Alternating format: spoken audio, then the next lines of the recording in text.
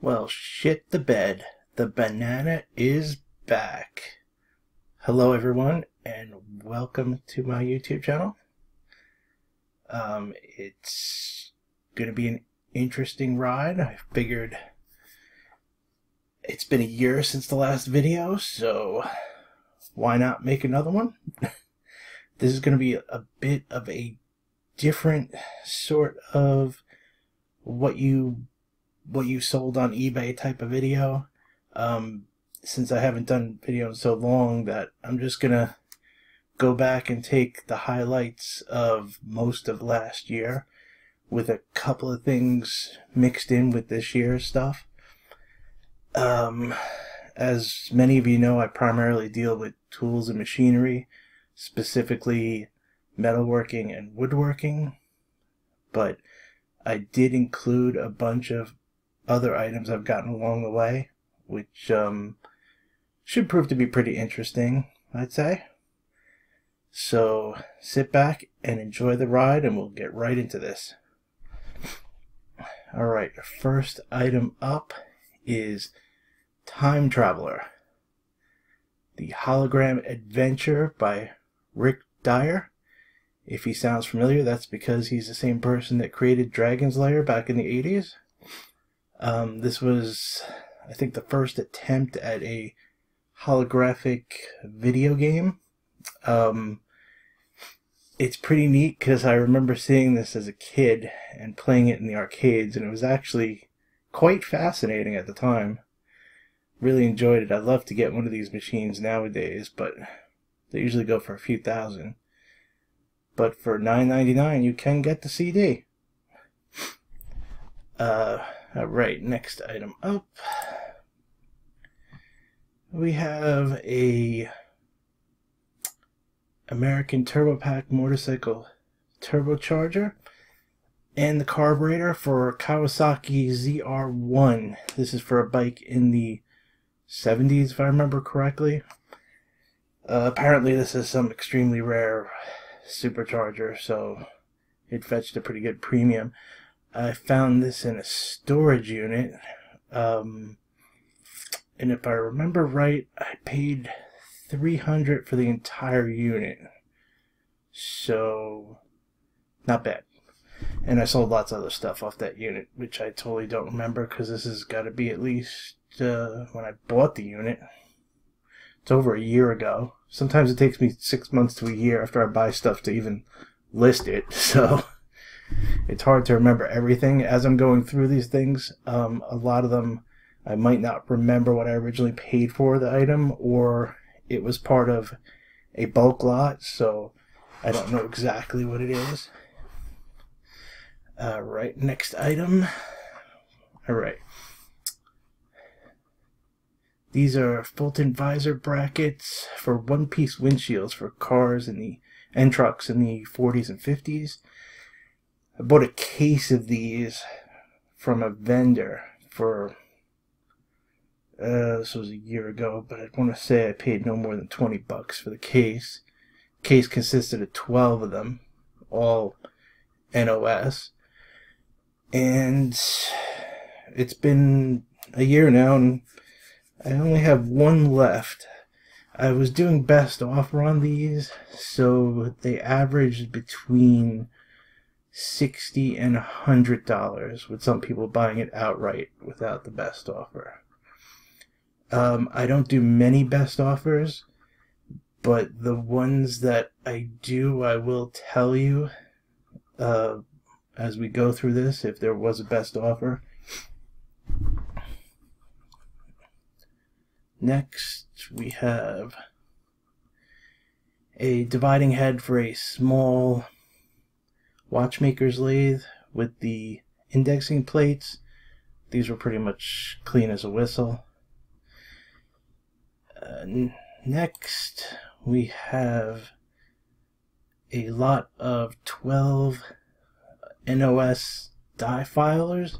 These are for a specific filing machine that they stopped making many years ago, and these type of files are pretty hard to come by nowadays, so they'll usually fetch a pretty good premium.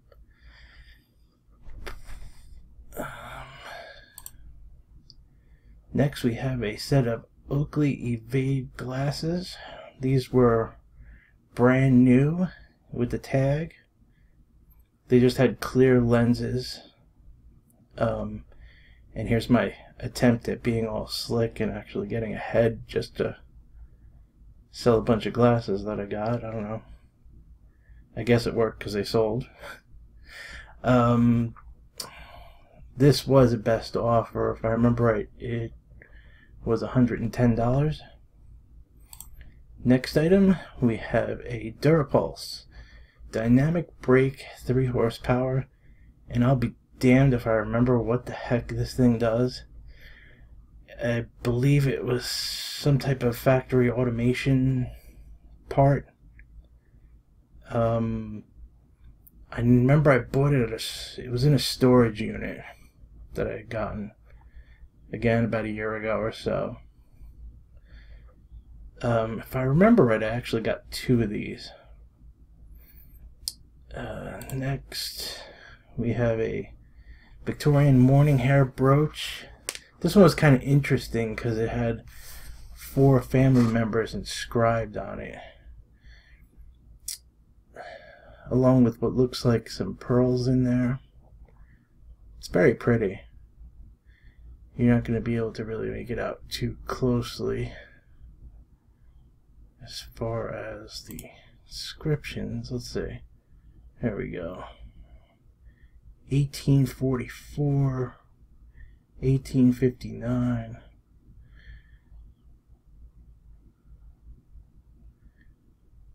59, and 60.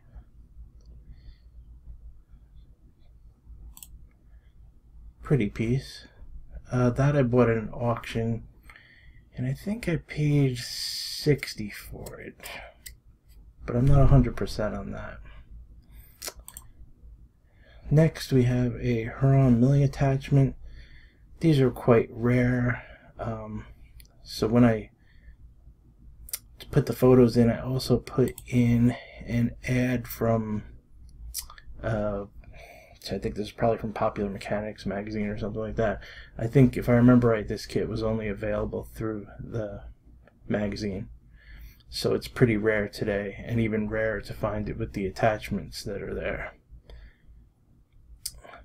Next item, we have a Disney Toy Story limited edition runway reunion, which is pretty cool. This I bought at an auction, and I don't even remember what I paid for it. This is going back almost 2 years, actually. Another one of these things that sat for well over a year before I even began to list it. Looks like it has the COA and everything with it. I actually have another one of these that I kept. The original price was $400 on it. So, yeah, I kept the one with the dog with it's like a slinky in between like where his stomach would be. It's very cute. I gotta hang that up. I forget it's in the closet back there.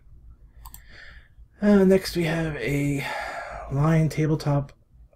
This is like a stamping punch press. If I remember right, you put they have these special stamps that go into the collet down here, and then you put it against, you lower the head, put it against the metal object, and then you hit the top plunger up there with a hammer, and it would imprint the stamp.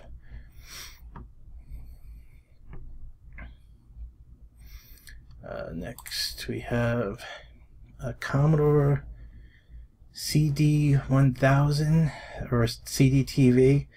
This is essentially a Amiga 500 repackaged to be more of like a home entertainment device.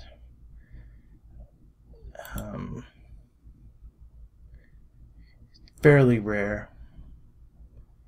You don't see them come up too often, and they look like, you know, like kind of like a VCR or some sort of TV device at first glance, but you can usually tell what it is by, on the far right it says CD TV. Also above it there the badge is missing, but it would say Commodore there. Oh, that one I got for, I paid $80 if I remember right for that one. And it also came with some other games that I sold in a separate lot too. So I made a bit more than that. Next, we have a globe milling attachment for a metal lathe. This is just this isn't the complete attachment, but this is the dividing head parts to the attachment. It's a pretty rare setup, so it fetched a pretty good premium. Next we have a 6-jaw chuck by Buck. These can be fairly expensive, especially the 6-jaw ones usually do very well. I mean, I think if I remember right, these are still made today, and they probably start at $12,000 and up to buy a new one. Next we have a antique watchmaker's drill press, which is pretty neat. Nice old-time tech. It's actually pretty small. If I remember right, it's like maybe 16 inches tall. This one was actually a best offer, and it sold for $150. Here we have a Chevy Fleetline 2-door sedan pinstripe seat covers. These are so neat. Very cool looking to, you know, on your classic car. It actually fit a variety of models if I remember right. Or, I don't know if it says it here. Do you see? Oh, 1949, okay.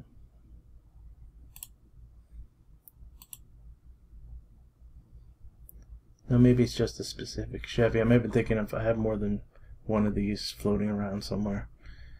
But either way, I just love the pinstriping color. It's so cool. And this was new old stock, which is amazing in the box. I mean, doesn't get any better, I guess. Here we have a Cameron precision micro drill press. These are usually used by like watchmakers or where some extremely fine precision work is done. Very expensive machines. This is a bit of an older one, and if I remember right, I bought this on an online auction, and I want to say it was either $40 or $60. No one really knew what it was, so that was a good buy.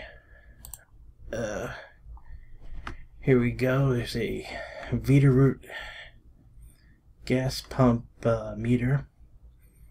This is as I found it, just loose, no pump or whatever. Pretty cool looking device when it's out of the casing.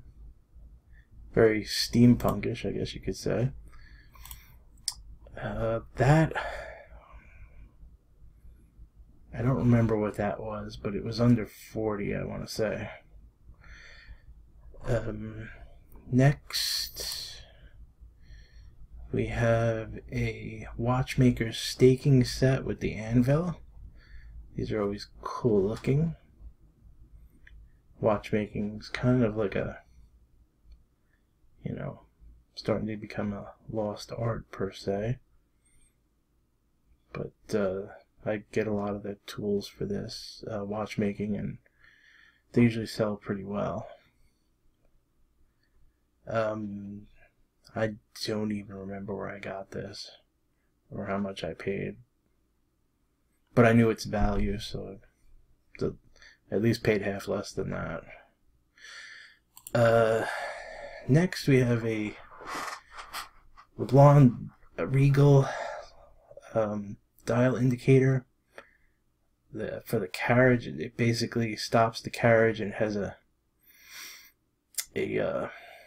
indicator on it to be precise where you're stopping it, and it's in a cast iron casing. This was kind of neat. This was at an auction box lot that, if I remember right, I paid like $20 or $25 for. No one really knew what that was.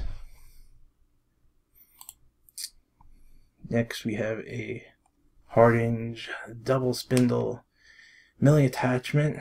This is for a very, fairly small watchmaker type machine.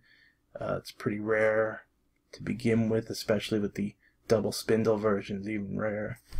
So that fetched a good penny.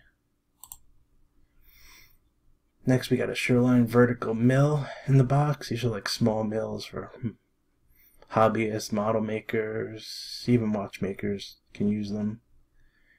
This was new in the box. Didn't even have to open it. I paid $200, if I remember right, at auction for that. Next we have a small Manson micro mill. These are so cool. You can't tell by the picture. I should have put something in there for scale, but that machine is actually only about 6 to 8 inches long, and it's a complete and fully functioning lathe, actually. A lot of watchmakers use this, or today a lot of people just collect this because it's pretty rare machine. I did pay up for this one. I want to say $500 if I remember right. I bought this over a year ago. But these you rarely find them cheap. Let's see. Next we have another milling attachment for an Elgin watchmaker's lathe. I love the cool logo plate there. Fairly rare tool. Next we have a Porsche 917-30 race car. This is like a little plastic model display type thing. I don't know much about this type of stuff. I was surprised it was actually worth so much. This is, I want to say 8 or 10 of these in different style boxes and different model cars. They were all in a storage unit I bought. Next, this is a Hardinge threading attachment. This ended up not being fully complete, which I knew and did state in the description. I ended up taking a best offer on this for, I believe it was either $550 or $600. I got this attachment with a whole machine and tons of other parts, and I remember that deal was on auction and it was $200. So I made a good deal on that. This is funny.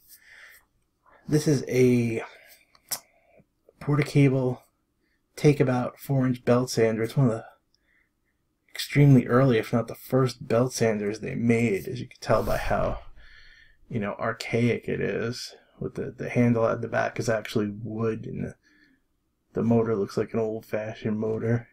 And this was in a box lot at an auction, and it went for like nothing. I think it was like $5 or $10. And I knew what it was, but it's in bad condition. It's hard to see, but you can see, here you go, where it's been like pretty much welded back together and everything. So I thought maybe I'd get like $100 or $200. It really surprised me when it reached that price, which was totally cool. Next we got collets for a Schaublin lathe. Schaublins are Swiss lathes. Anything Schaublin commands big money. And these collets are probably on the low end compared to what Schaublin parts can go for several thousand, depending on what it is. You can kind of, trying to get a close-up here, you can kind of see,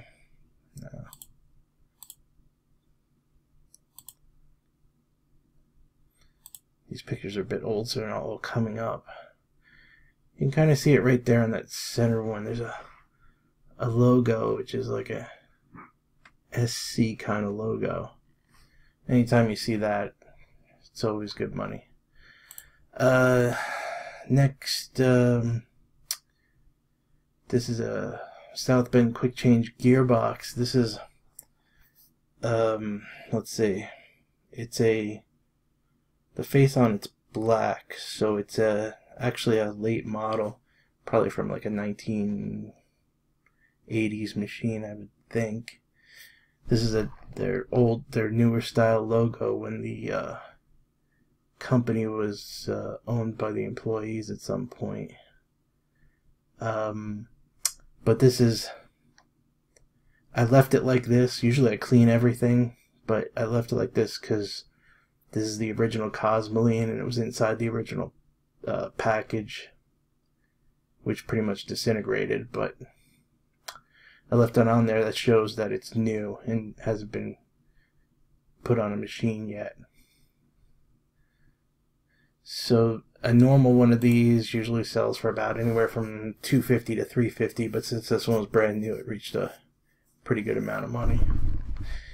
And then what's funny is I bought this at an estate sale. I bought the whole machine, and I remember I think I paid about $800 for the machine, and it had a second machine in pieces that the guy was trying to put together, and it came with several buckets of parts.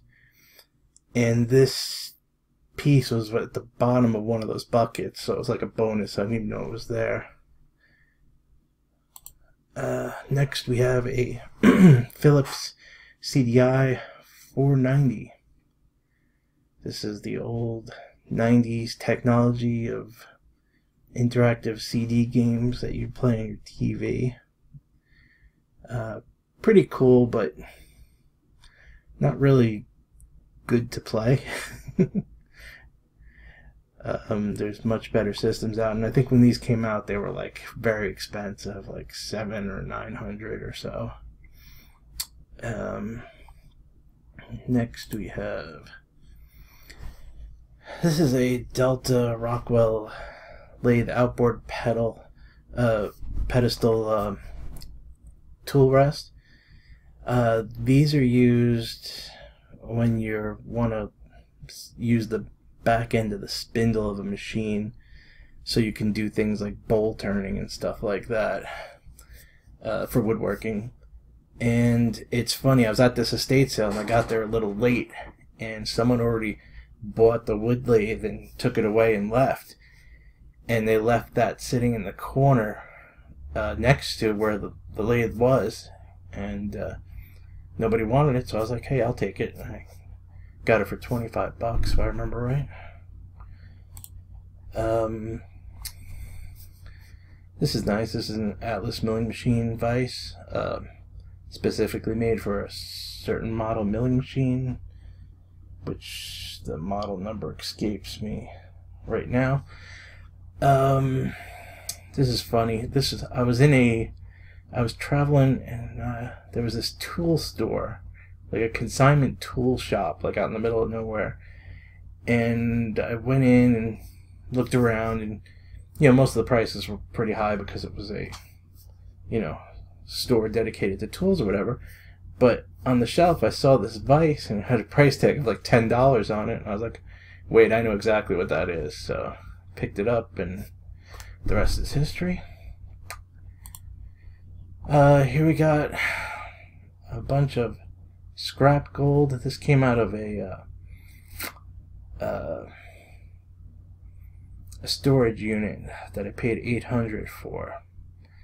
I got that, and also this scrap gold lot as well. So I actually bought this scale just so I could do this picture here, because up until this time I hadn't really done anything with gold or anything like that. It's not really my forte, but when it gets dropped into your lap, you gotta sell it. Alright, this is the last item. This is a butterfly die filer. This is the machine that actually earlier on in the video you saw me show the files for. This is the actual machine that the files go in. They go in under the table there. You can see one's in it right now. And it cuts on the downstroke, so it pushes whatever work you're putting against it down onto the table. Very neat little machine. They stopped making these many years ago. This is believe it was over 100 pounds, if I remember right. The funny part is you see this background is different than everything else I have. It's because I took this picture in my bathroom. I have a table back there, and I was so jammed up at the time I didn't have room to take a clear picture, so I threw this cloth up and I took a picture of it, and the rest is history. So that's pretty much it. Hope you enjoyed the little show and tell. I hope to do some more videos in the future. I do get quite a bunch of interesting stuff, along with lots of tools, as you can tell. So I hope everyone enjoyed it. Have a good night or day. Later.